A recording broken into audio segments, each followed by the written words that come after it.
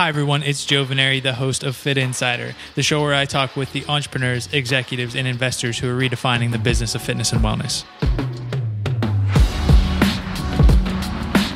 Today, I'm joined by Dayton Miller, managing partner at Boulder Food Group. In this episode, we talked about investing in better-for-you brands, breaking into food and beverage, the 4 variables Dayton looks for in a startup, and where the category is heading next. Let's get into it. Hey, Dayton, welcome to Fit Insider. Thanks for joining us. Thank you for having me, Joe. Appreciate the opportunity. Yeah, looking forward to getting into it here. And to kick things off, I think it'd be great if you could just give listeners some background about you and what you're working on at Boulder Food Group. Great. So maybe if it's okay, I'll start with Boulder Food Group. And we're an early stage food and beverage investment firm focused primarily on consumer packaged goods.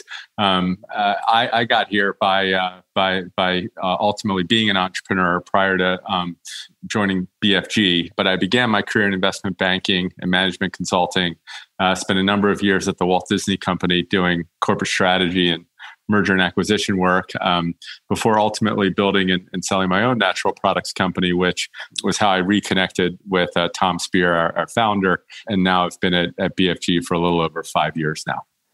Yeah, there's a lot in your background, certainly being an operator, getting to see from the investment side, doing the M&A. Was the goal to get into venture capital, or did that come just by the product of, you being a founder and selling your company? So both Tom and I had spent some time, and our third partner, Ben, had spent some time in the investment banking and investing world, principal investing side, but we had also spent some time as operators. And so it was a way to kind of marry the two. Whether it was totally predetermined is a bit less clear. I think we had some success doing some principal investing on our own prior to raising a fund. So my partner Tom was involved with Evol. I'd invested in Kavita and some other businesses, and we had also been fortunate to have good investors on our boards when we were operators. So we really just took those learnings and ultimately launched our first fund back in 2014. Yeah, and at this point, maybe let's just expand on the kind of thesis, the verticals that you invest in. When you scroll through, the portfolio on the website, there's companies, everything from like Bare Naked to Cauliflower to Fat Snacks. So just how do you think about the types of companies you invest in, and how do you go about making those decisions? Sure. So our primary focus is food, beverage. We also do look at dietary supplements, and I'd say most of the investments are typically either better for you or better for the planet. As you mentioned, some of the companies in our portfolio, such as Cauliflower but we have others like Birch Benders and Fat Snacks. We also do investments outside of the food vertical. We've invested in business services as well as personal care and cleaning brands like Zitsticka and Truman's. But we still believe that we're reaching a similar customer, and it is ultimately about kind of servicing that customer. When we kind of look at the landscape, we're not focused on one particular channel. We believe that omni-channel is the future. And, even though folks are not in bricks and mortar retail as much right now, we do believe in retail in the long run. But something that is consumer packaged goods focused, that is better for you in some way and is innovative, we would take a look. Sure. And then looking at that criteria a little more closely, is there a certain stage, check size that you're focused on, or would you consider maybe a pre-revenue, pre-product company, or a little bit later in that process? Where do you come into the mix?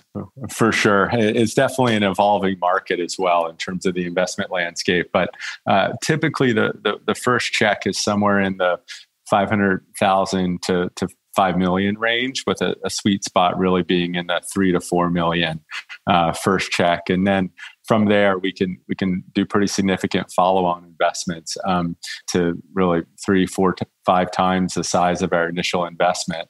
We're currently investing out of a $110 million fund, and that closed about a year ago. So we do have a long way to go in order to deploy that.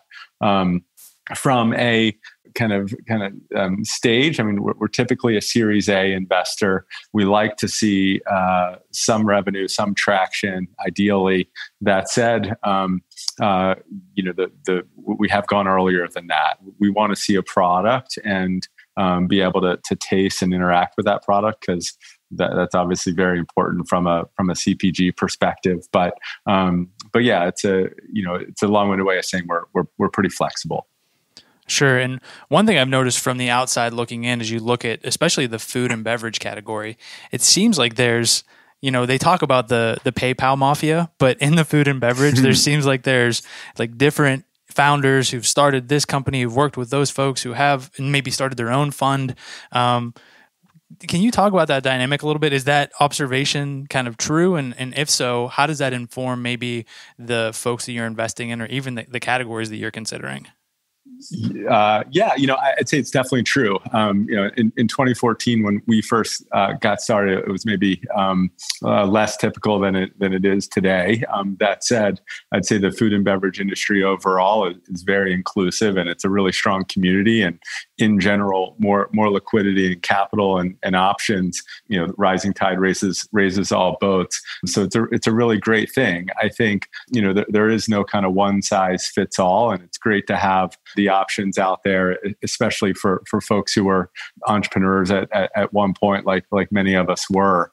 But outside of that, I mean, it might lead to some interesting co-investors or things along those lines, but it doesn't really impact kind of categories or other things we might be thinking about more broadly.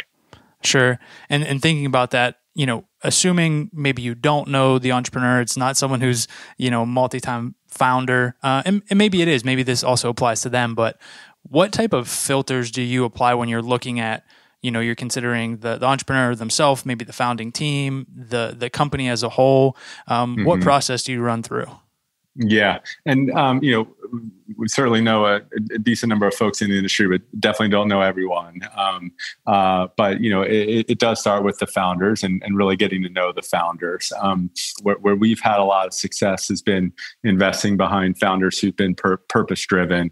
Gail is a great example. She's the founder of Cauliflower. She started that business after having 2 kids with celiac, making a cauliflower crust pizza in her own kitchen. Her one son requesting it a few weeks later, and it being so much work that she never wanted to make it again, but knew that maybe there was others who were in a similar situation, and it kind of just went from there. I think the people, when you're at the early stage like we are, it is really important, because what you're investing in on day one often looks very different than what it might be a year or 2 down the road. And so just as important as kind of maybe an analytical and kind of strategic mindset is just someone that we feel like we would be comfortable working with and would enjoy working with, and speaking to on a weekend if needed, or really calling anytime. And hopefully they feel the same way about us. From a financials perspective, if there is financials, that's great, because the financials can certainly be one of the better litmus tests out there for a good management team. But often, it's early, and so you're operating on limited information. As we think about companies and kind of products that come our way, we try to really have a pretty good sense for how differentiated is this product in the marketplace, and how difficult is it to replicate what it is that they're doing, because ultimately it takes years to build these businesses, and you really got to be hopefully doing something that is unique to you and defensible in the long run. Yeah, I think that point around being defensible is a good transition, actually, and it also applies to investors themselves. So thinking about where you sit in the landscape, one thing that was top of mind for me, I talked to Bill Schufelt, who's the founder of Athletic Brewing, and he's certainly kind of in this better for you space, the non-alcoholic beer. His initial round was 60 angel investors, and some were, previous operators in the space. Some were kind of maybe like celebrities, and you're seeing this a lot now at the angel round. And then in the seed round, you have folks who are getting, maybe backed by solo kind of operators who are operating a fund or maybe investing their own money. How do you think about just staying competitive from the investment standpoint with this category evolving? Yeah, it is something we think about, though. At the same time, I think we try to kind of take our own advice, which is, you got to play your own game. I think there are a lot of options for capital out there, and candidly, a lot of really good options. I guess the way we think about it is, we try to do our homework on entrepreneurs, and we encourage them to do their homework on us.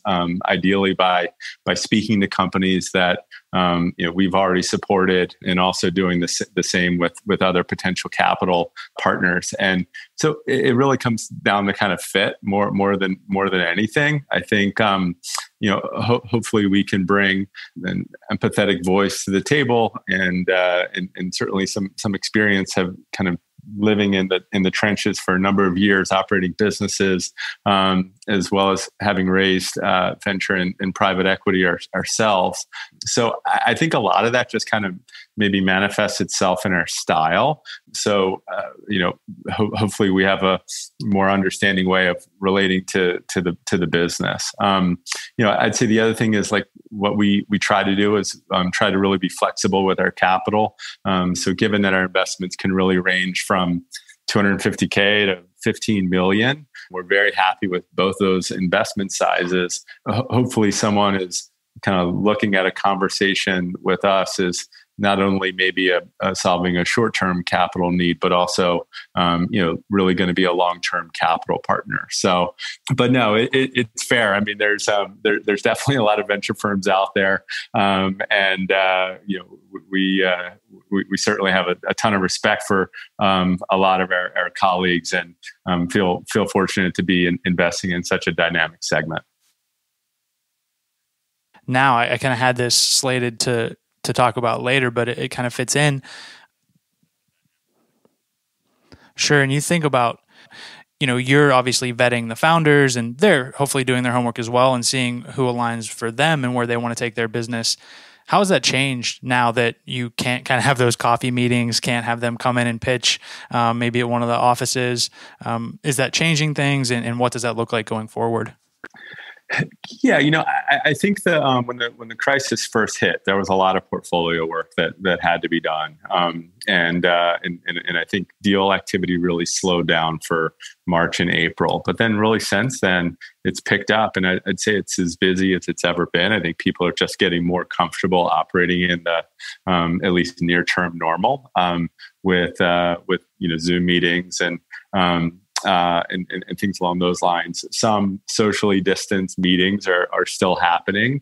We haven't done like a virtual plant visit yet, but we've definitely met up with entrepreneurs in person safely, and also have done quite a bit over Zoom.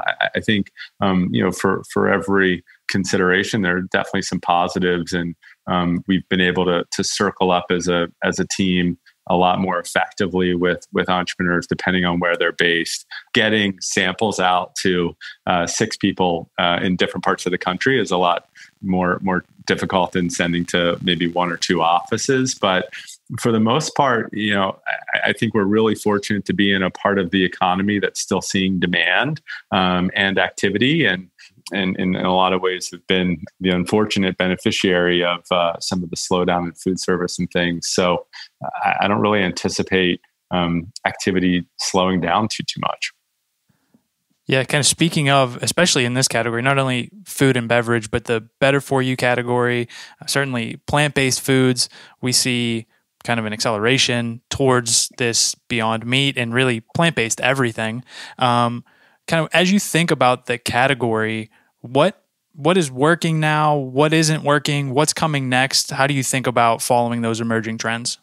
Mm-hmm. So I'd say some of the vectors that we like to think about are taste, better for you, convenience, and value. And those four components are tricky to get 4 out of 4. But if you can even get 3 out of 4, then I think it's interesting. But certainly with the economy being where it is, we certainly believe value is going to matter more and more. And I would say it's important to distinguish value from price, because it really is the value proposition versus the price someone's paying for something. You can get a handful of meals out of a bag of Birch Bender's pancake mix, and even if the actual sticker price might not be quite as cheap as some of the other products that are out there.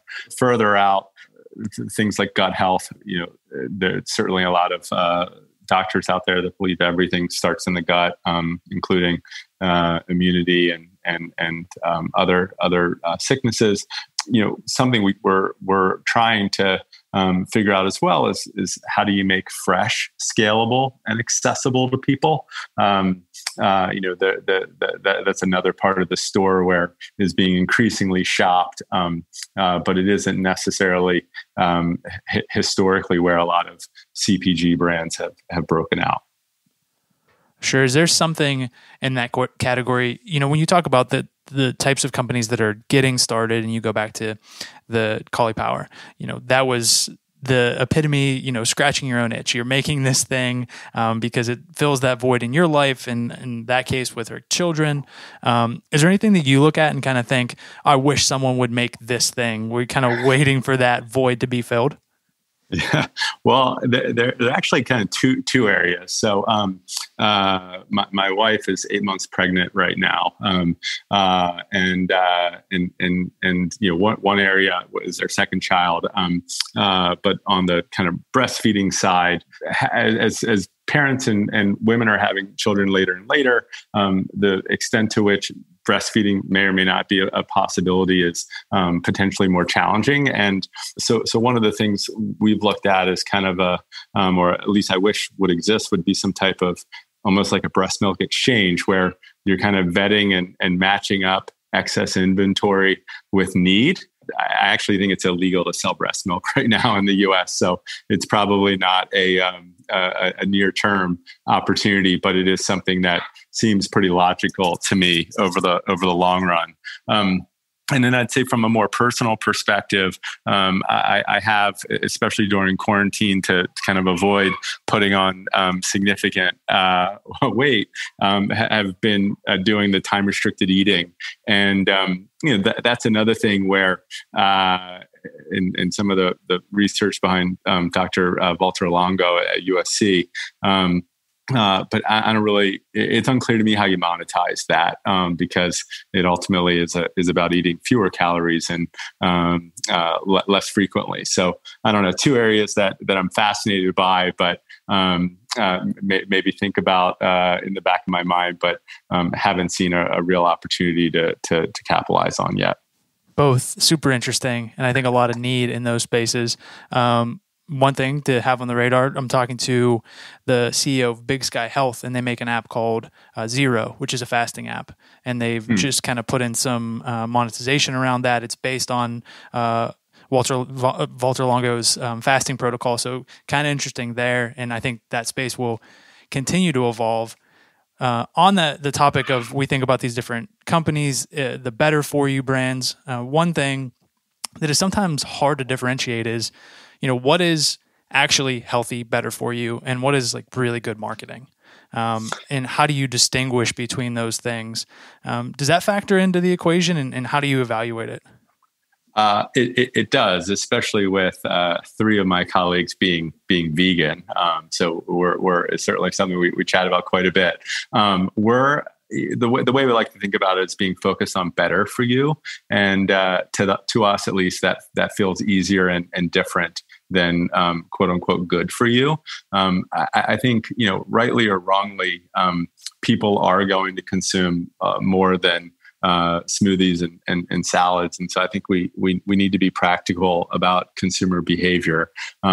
As investors, we want to be cognizant of backing things that people want to buy, and a good for you food that no one buys doesn't necessarily do anyone good. Whereas if you're able to move the needle a little bit for a lot of people, that's still another way of making a difference. I'd say the data certainly says that there's a real benefits to plant-based and low sugar. But there are other areas like protein, which might be more controversial. I was actually told that I have too much protein in my diet, and I was turning into glucose and causing other problems. And I think foods can also be vegan and still be full of sugar and refined grains. So I don't think it's a one size fits all. I think better for you is a step in the right direction. Is it a perfect solution? Definitely not. But hopefully we're ultimately moving in the right way. Sure, I would agree. And maybe this is more of a statement than a question, although, happy to kind of hear your thoughts on it. We're still at the point where, hopefully things are getting better, where folks are investing in and creating better for you foods, but a lot of the onus is still on the individual to figure this out and to try different things. In your case, you have too much protein. You thought protein was healthy. You were doing all the right things. So hopefully we can get to this place where it becomes obvious and it's not as much of a chore, but it's still, work for people to find out what works for them. Yeah, I totally agree. I think, the more people can be doing blood panels and continuous glucose monitoring and just learning about how their body is metabolizing foods, the more empowered they're going to be to make the best decisions for their bodies. Great. And pivoting a little bit here, some things I wanted to get into, for founders that might be listening to this, just taking them behind the curtain a little bit. How do you prefer? I mean, obviously, a lot of times with investments, it's who you know, it's who you can get warm intro to. But what's the best way for someone to get on your radar, and how does that kind of relationship kick off? Sure. We're really receptive to cold outreach for whatever that's worth. My email is Dayton at BFG Partners. There's also an alias called Deal Team at BFG Partners that reaches everyone. So we love the inbound. Historically, there would be a bit more interaction. I mean, talking about kind of how COVID has changed things. Certainly, trade shows aren't happening right now. The amount of times that we're spending in stores at retail, looking at new products and discovering them at places like Erewhon or others is less often. But we're spending more time on social media, reaching out to entrepreneurs. Going back to the point about it being a really inclusive community, there are a lot of existing entrepreneurs out there, and we're fortunate to partner with a lot of them in our portfolio who quite often refer brands to us. So yeah, I mean, not to kind of take too much of like a traditional maybe tech VC angle to things where the best intro is like from a founder that you've already made money with. I think it's a bit more open and inclusive than that. If you can send a short, kind of clear email detailing your point of differentiation and traction, that I think that's a great way to go. We always say you can kind of learn a lot about someone through the diligence process. And, I think you can. Every piece of communication is a data point.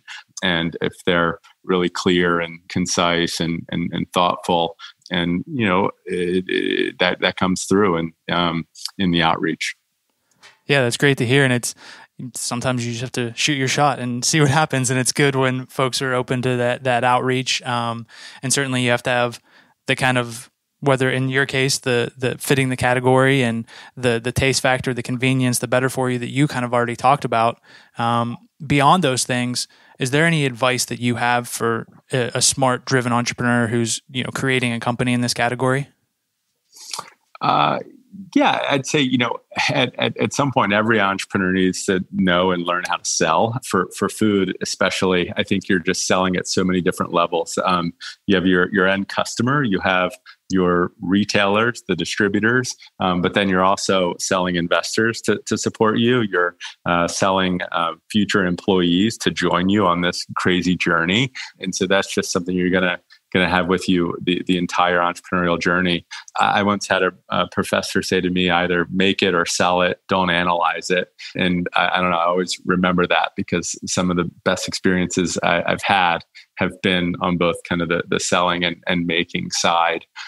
I'd say don't put too much pressure on yourself and kind of take a long-term approach and focus on the consumer.